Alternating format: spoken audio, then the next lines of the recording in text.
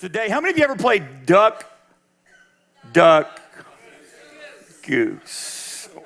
Well, that's the title of today's message today, duck, duck, goose. And last week we started a series called Just Another Manic Monday. And I asked the question, and I couldn't figure out why are the guys in the room the only one that knows the answer to this question? And that was the question, who wrote the song Just Another Manic Monday? And the answer is Prince. And the ones who sang it, the ladies, were the Bangles. And I couldn't figure out, like, all of the guys were answering that question. Then it dawned on me. They're security guards who had already heard this message once. And now that they were sitting in the pews, I was like, this is just weird. I would have never known Prince wrote that song. I certainly wouldn't shout it out to the pastor during the church. He started taking away my man card, and then it dawned on me that that's what it is. But that's the title of this series is Just Another Manic Monday. And we discovered this, that production is at its lowest and that people are less happy and overall just more negative on Mondays. Now, a recent poll stated that 70% of Americans are unhappy and 80% are stressed in their current job. And only 30% of the American workforce actually likes what they do for a living. Now, according to a Gallup survey, 70% of the workforce feels like that their job is just grinding the life out of them. How many of you would say that in here today? And if you're on the staff, don't raise your hand. I'm watching you. The rest of you just, how many of you say, yeah, my job has caused a lot of stress or is causing stress in my life? They can't see you on camera. Just go ahead and raise your hand. They're just looking at me. And they say that 70% of the American workforce does not show up with their best. And as a result, production and productivity in the organization is suffering. Now, the problem with that is we spend 35% of our life working. And because of all these factors, work is either directly or indirectly hurting our health, our marriage, and our relationship with our children. And if money is your only motivation, it won't be long before you run out of motivation and work will become a burden. And what happens when work is a burden? We get bitter. And if work isn't working, nothing will be working. Now, how many of you would say that the greatest stressor in your life, the thing that has caused the most fatigue or the most insecurity, has almost always been rooted in what you do for a living? Would you be willing to admit that here today? So the question that we're trying to answer is, how does God view my work? Now, for many of you here today, this is a foreign question because we have just compartmentalized our life. Sunday is for God, Monday to Friday is for the man, Saturday is for me. But it may surprise you that God actually cares about your life Monday through Sunday. Because as a Christian, everything we do, no matter how meaningless it may seem, is sacred. So this big principle that we want to know is, and we want to remember, is that my work is worship to God in an opportunity to minister to others. Let's just say it together. My work is worship to God in an opportunity to minister to others. Because it's through our work that we're partnering with God to accomplish His purpose in this world. We are not working for the man, we are working for Jesus. Now, to help us understand this principle more fully, we made the discovery last week that God is a worker. And since we are made in His image, we've been made to work. And what's cool is God takes great pleasure in what we do for a living. Now, and I don't know about you, but I grew up in church and I never heard that. My pastor never preached on this subject. Now, I heard that God was interested in my money, and I heard that God was interested in my marriage, and I heard that God was interested in my morality, but I never heard that God was interested in my career. Why? Because for most of us, we see work as a curse. As soon as Adam and Eve ate that fruit and they sinned, God said, because you sinned, you have to suffer by going to work. But that's not true. And through this series, I want you to see your job through God's eyes. Because God wants you to take your place of employment and He wants you to use it to make a difference for eternity. Why is that? It's because our job is one of the biggest ways that we have, the biggest avenues we have to encounter people who need Jesus. Now, all of this sounds so good. And I'm sure that most of you got up on Monday morning and you were ready to whistle while you work. But you got to work. And by Wednesday, you were ready to whack people at work. Come on, holler at your boy if any of that is true. You started whistling and then you started whacking. Because let's face it, I'm not only working for Jesus, but I also have to work for and with some jerks. And that is why the number one problem in the workplace is people. Jesus is my Savior, but people suck. Am I allowed to say that? I just did. Most of the stress that we experience at work, you can attach a name and face to it. How many of you are working with a problem person right now? Yeah, and those of you who did not raise your hand, you are lying, or you invited that person to church with you today and they're sitting right next to you. Because our job would be great if it weren't for people, but we wouldn't have a job if it weren't for people. And surprisingly, the Bible gives us a great story about two men who faced tension in the workplace. Now, I want you to turn to Acts chapter 15, but before we get there, I'm going to give you a little backstory. So just turn it to Acts chapter 15. But believe it or not, not everyone in the Bible liked each other.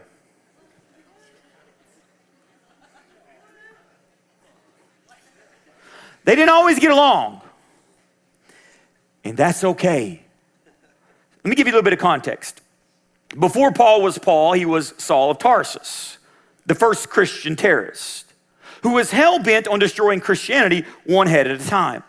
Now, on the road to his next persecution, Damascus, he ended up being blinded by the light. His horse revved up like a deuce and took off like another runner in the night.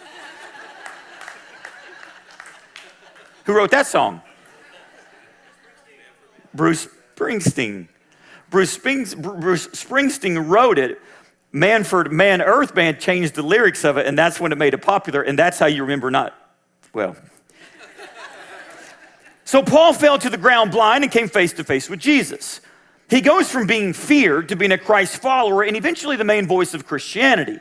Now, as you can imagine, this made Christians really nervous. Can we trust this guy, right? I mean, he was trying to chop off her head, and now he's trying to proclaim is he trying to get on the inside? Is he trying to, work his way in? We don't really know, so we really don't trust him.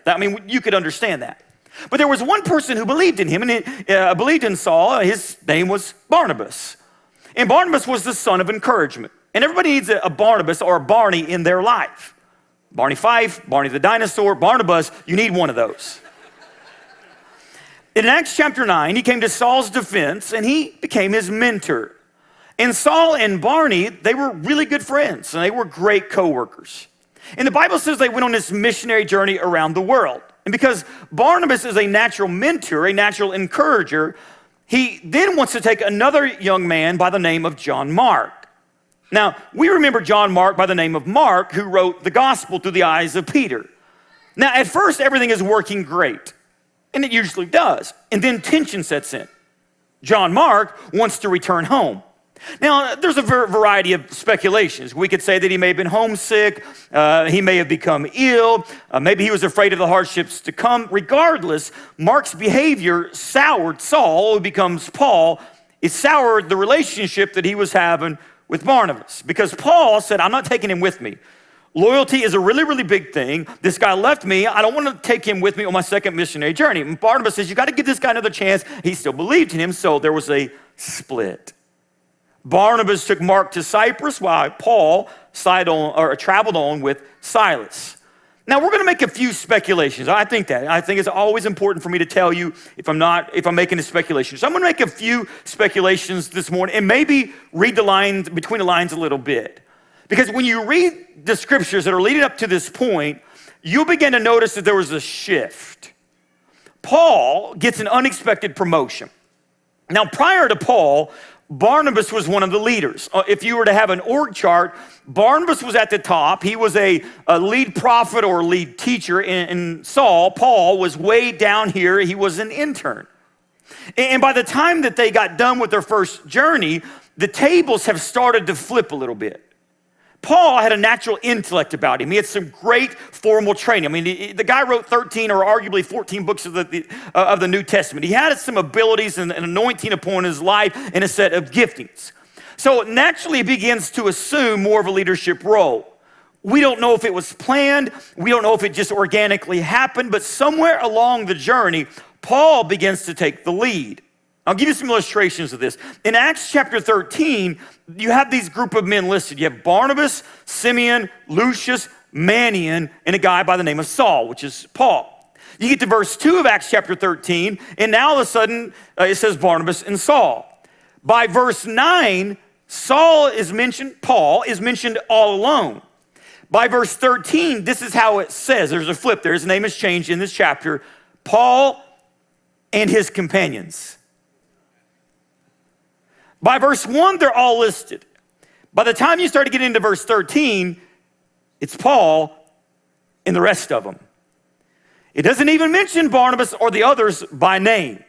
It was a subtle way of saying Paul is now the leader. If that happened to you and I, can we just acknowledge we'd feel a little bit slighted?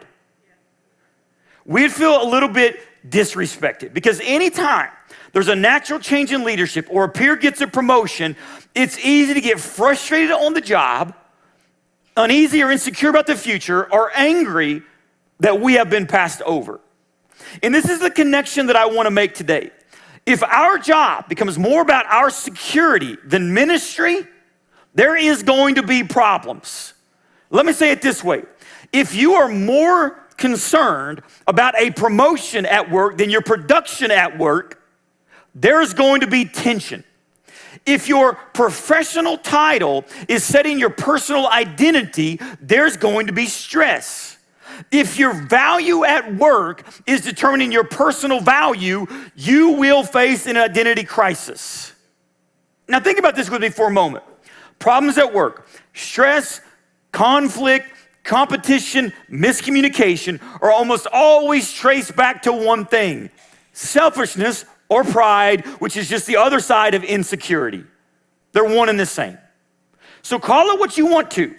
A desire to better myself, a desire to look out for my family. I deserve better. I've earned this. It all comes back to that issue of security and significance. It's the natural survival of the fittest. I have to look out for number one, self-preservation. And James says, what is causing all these fights and quarrels among you? In James 4:1, don't they come from the desires that are battling within you? And James is saying all these problems we're having at work, all these problems we have at home for that matter, are stemming from the selfish desires within us. And you know what I'm talking about. It happens on every job. Someone gets a promotion, someone gets a raise, someone gets praise, and all of a sudden people start fighting for survival. And it doesn't take long for there to be paranoia, mistrust, gossip, suspicious, or malicious water cooler talk. And all of a sudden, this passive-aggressive social media post is out there for everybody, and we assume that because someone else is honored, I am somehow dishonored. That when somebody else gets promoted, somehow, some way, I'm being demoted. And we can assume that somehow that played into the tension that was taking place in Acts 15. Let's read it. Sometime later, Paul said to Barnabas, this is verse 36, let's go back and visit the believers in all the towns where we preach the word of the Lord and see how they are doing. Barnabas wanted to take John, also called Mark, with him, but Paul did not think it was wise to take him because he had deserted them in Pamphylia and had not continued with him to work. And they had such a sharp disagreement. But say sharp disagreement. This is not an intense relational opportunity for growth. This is a sharp disagreement. Barnabas took Mark and sailed for Cyprus, but Paul chose Silas and he left. Commended by the believers to the grace of the Lord, he went through Syria and Cilicia, strengthening the churches. Do Christians have disagreements? Yes. And sometimes they even have sharp disagreements. So sharp that sometimes friends, coworkers, family who work together have to be separated. This is not just a let's agree to disagree.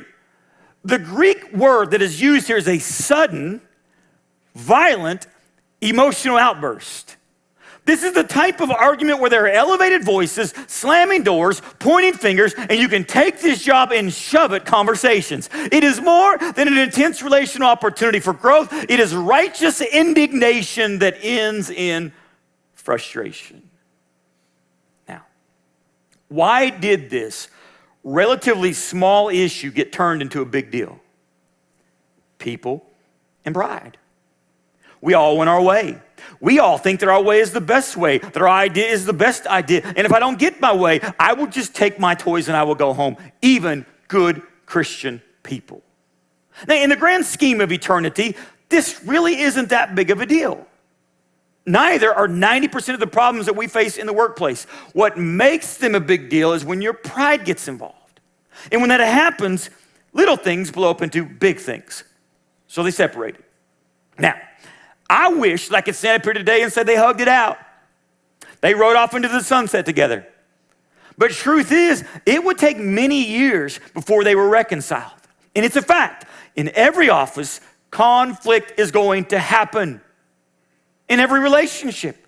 Because you've got different people with different personalities, with different pasts, with different communication styles, with different things going on in their professional and their personal lives. And we bring all of this into the workplace.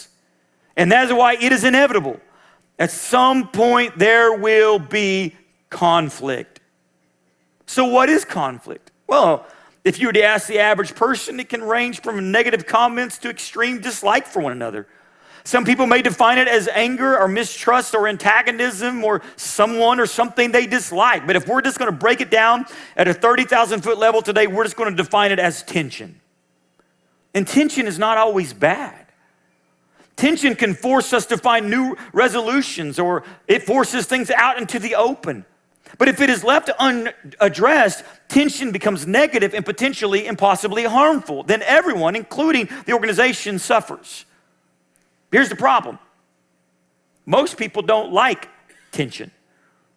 Most people don't like conflict. In fact, most of you in here today will go out of your way to avoid it. Most of you don't get up every morning and put it in your Wheaties like I do. It's okay. So when conflict arises, most people pretend it doesn't exist, or they wish it would go away. And that's problematic, because properly handling conflict is common sense, but that does not mean that it's always common practice. So when not properly handled or left unhandled, conflict becomes office drama, which leads to office gossip and potentially office division. And that comes at the expense of morale, productivity, energy, and potentially your job, which is a lose-lose situation for everyone. So let me ask you a few questions today, and I want you to write these things down. Do I trust the people I work with? At the moment that Paul and Barnabas became suspicious of each other, trouble started. If you don't have trust in a relationship, you don't have a relationship. Now, this is important. For there to be trust, there has to be transparency. Both sides have to be open and honest. Because if one side is open and honest and the other isn't, now we don't have trust, we have suspicion, which separates trust. Number two, do I find myself being insecure on the job? Now again, we don't know what happened. We're making speculations here. I will acknowledge that. But we can assume that Barnabas may have felt a little insecure, or he let other people create it for him. So do you see other people on your job as a threat to your job security? Do you find yourself trying to point out coworkers' weaknesses instead of praising their strengths? If so, it will eventually cost you. And not only is it causing problems at work, but I promise you it's also causing problems at home too, because you take those insecurities home and all of a sudden you're acting all those insecurities out in front of other people. Then insecurity begins to attack our identity, which now it affects our personality.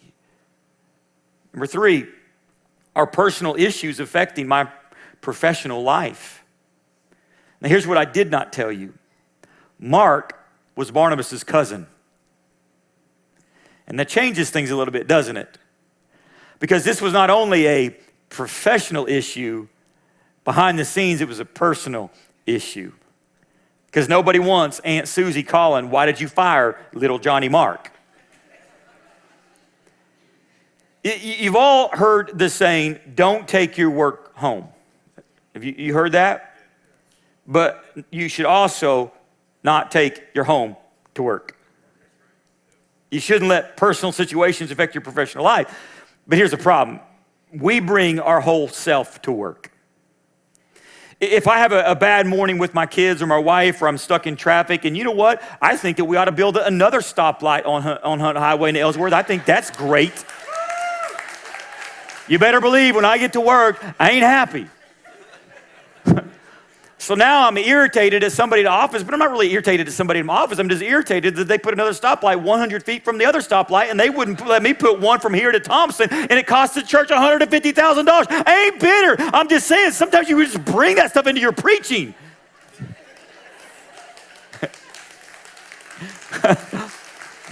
So is my personal life hurting my professional life? Because here's why. I can't change my wife, and I can't change my kids, and sometimes I can't change my way, and I can't change the HOA, and I can't change the traffic light, but I can change my job, and if I can't change jobs, I can change my church, and all of a sudden now it's just all messy. Number 4, am I being overly sensitive? Yeah, just a little bit. When people speak into you, or people point out areas of growth, or people offer advice, how do you respond? Do you always have an excuse? Do you get angry? Are you humble enough to say, you know what, you may be right? Because let me just tell you this from a leader's perspective, a boss's perspective. Let me just tell you from a person's perspective. I'm going to break it down that level. Nobody likes dealing with overly sensitive or dramatic people.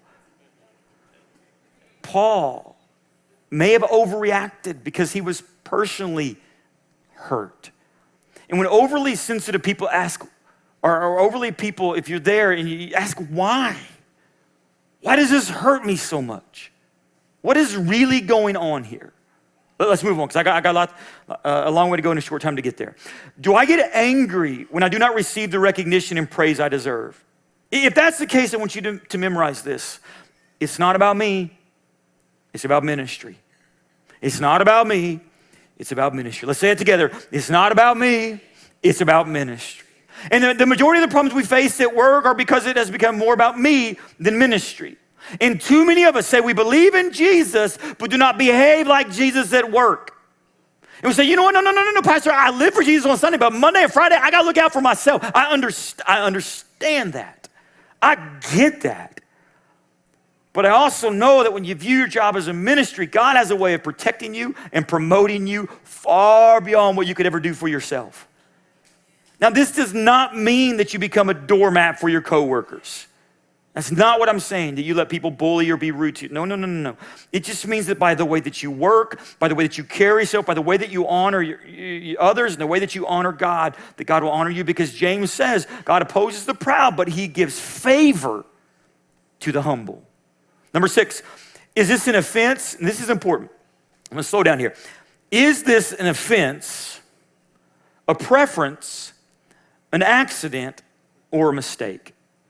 And I think this is so important. And I've talked about this a little bit recently. It's Proverbs 19:11. It is to one's glory to overlook an offense. Just because someone says something offensive does not mean that you have to be offended.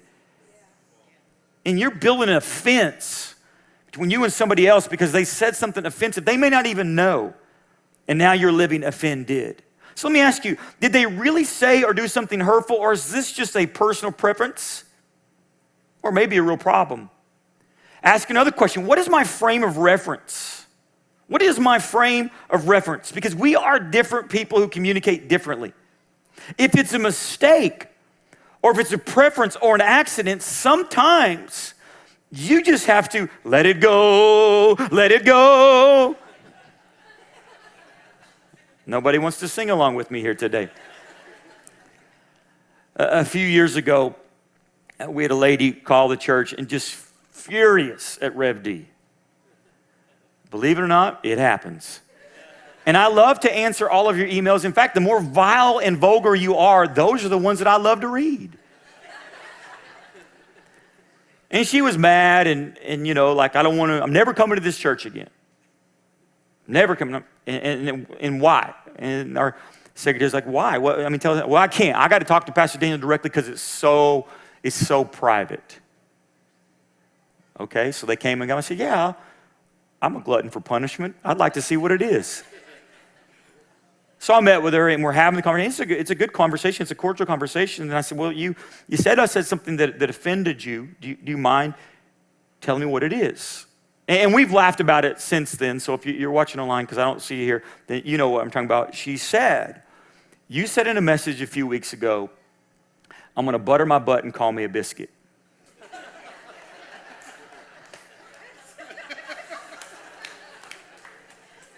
Yeah, I did. There's a book called Butter My Butt and Call Me a Biscuit. She said, it's offensive. And I was like, what? Well, come to find out, she's from the Northeast, and I'm from Oklahoma, which can be considered the South or the Midwest, depending on how you look at that. And I was like, are you serious? Yeah, it's offensive to me. Why? Well, you said butt. What would you like for me to say? Old Testament donkey?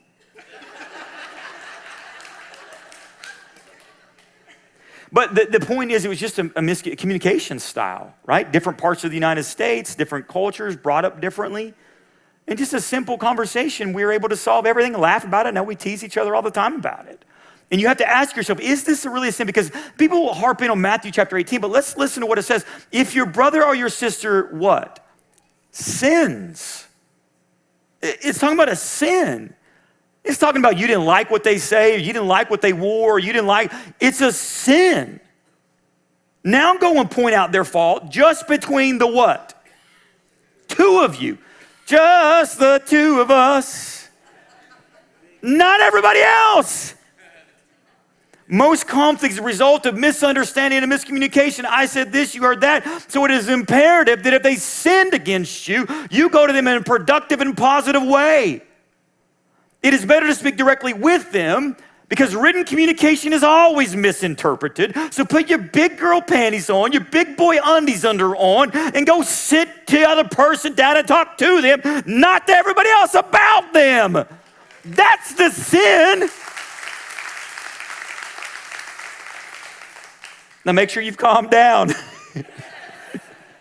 Before confronting them, be conscious of your wording. Don't say you, always, never, which is a defensive response, which will not result in the outcome you desire. Confront the other person directly, and more often than not, you will discover the other person was not even aware of it. They didn't even know how it affected you, and they will then appreciate your respectful and professional way of bringing it to their attention rather than going over their head or behind their back. Because nobody likes confrontation, but even more than that, nobody likes gossip. There's only two people that are necessary to talk about the conflict with: the person you're having the conflict with, or someone that can actually help resolve it. It doesn't need to be a topic of conversation with other members in the office. That only creates conflict because they start to form their own opinions and judgment against other people. Let's read Psalms 15. Lord, who may dwell in your sacred tent?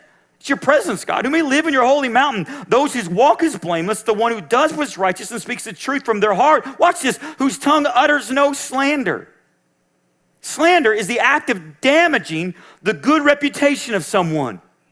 It's slander. Who does no wrong to a neighbor and casts no slur on others, who despises a vile person but honors those who fear the Lord, who keeps an oath even when it hurts and does not change their mind.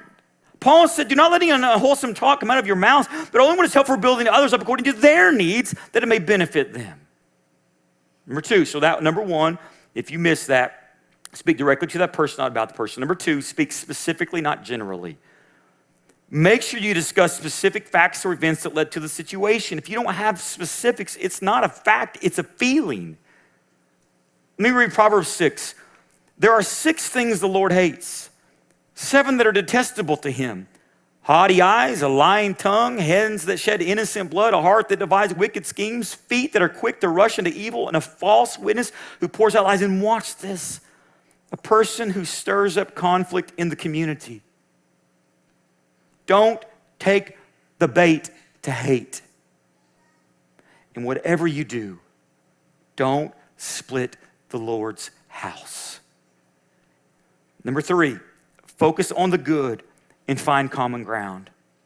Paul and Barnabas were doing a great work. This disagreement should not have led to division. And here's where I'm landing. Do you know the difference between a duck and a goose?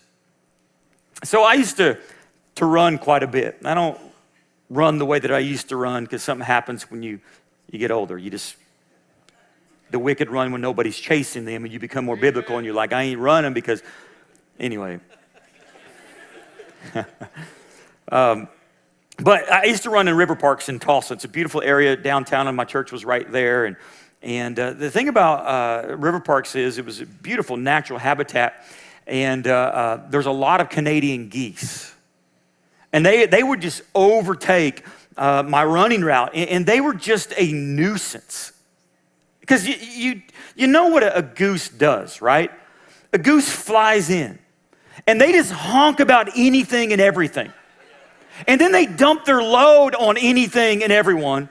They chase everyone away, and they just leave the place a mess. Have you ever been around a goose? I got a picture of a goose. It didn't take long for me to just type in goose, and this is what I came up with. The guy is innocently golfing, and all of a sudden the goose just gooses him. Don't be a goose. Be a duck. Because here's the thing about a duck. Ducks, they live peacefully. They keep to themselves. They're so calm. They're so steady on the surface, yet they're paddling like crazy underneath. And when they make noises, they're encouraging one another. They're helping one another.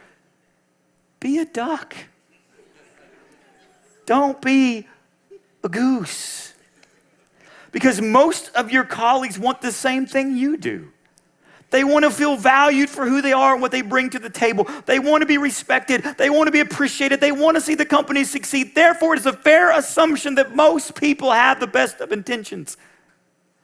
And having good intentions does not mean that your words and your actions always reflect that. So be forgiving and be accepting of others as you desire them to be forgiving and accepting of you. And here's the last one. It's pretty simple. Act like Jesus, not a jerk. I urge you to live a life worthy of the calling you've received. Be completely humble and gentle. Be patient, bearing with one another. Make every effort to keep the unity of the Spirit through the bond of peace. What's he talking about? The calling is the everyday life that Christ wants you to live, and that includes your workplace. So show grace because you're going to need grace. You never know what people are facing, and hurting people hurt people. So why is this important? Because work is the main avenue we have to touch eternity, and it only happens when we view our job as worship and ministry. And you need to know that you can disagree occasionally and still love unconditionally.